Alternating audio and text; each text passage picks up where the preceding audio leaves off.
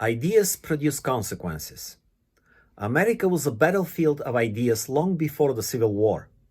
The major clash was between capitalism, the idea that you own yourself and the product of your labor, and the racial dehumanization of slavery.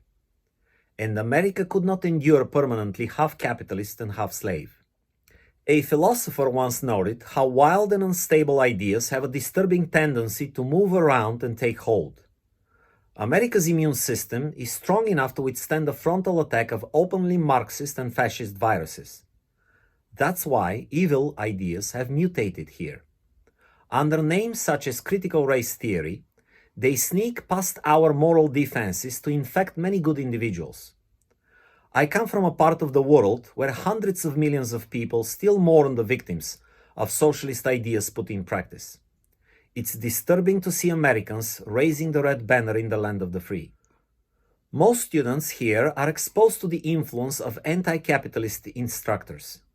Our academic centers spend billions of taxpayers' and donors' money to glorify socialist views and leaders in front of young adults who are still thinking mostly with their hearts. These professors don't come with horns, tails, and pitchforks. Many of them are well-educated, intelligent, and full of good intentions.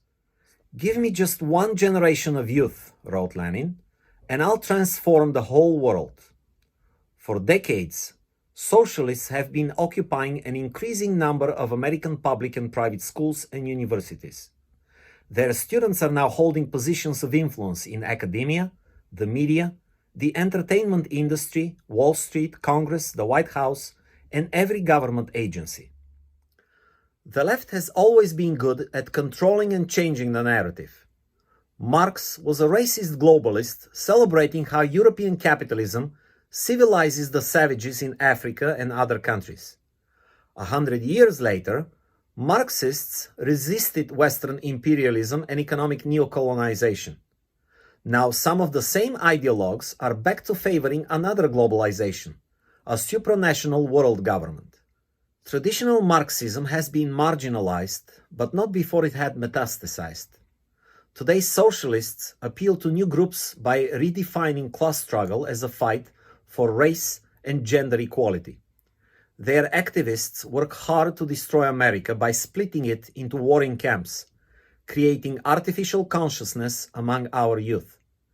Millions are led to believe that they belong to oppressed factions and that their interests stand opposed to those of rich white men.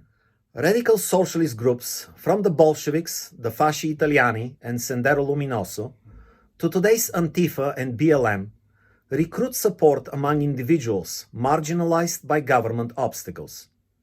The market is described as a zero-sum game, where one group can only succeed at the expense of another. Capitalism is painted as a system running on greed and exploitation. Democracy is peddled as a solution, as if voters and politicians are a more benevolent breed of humans than entrepreneurs. Socialism didn't die with the Berlin Wall and the Soviet Union. It's back like a zombie from a cinematic crapfest, hungry for our brains. The propaganda of failed ideas diverts our attention from the real problems, sabotaging the fight for human rights, personal freedoms, and real justice.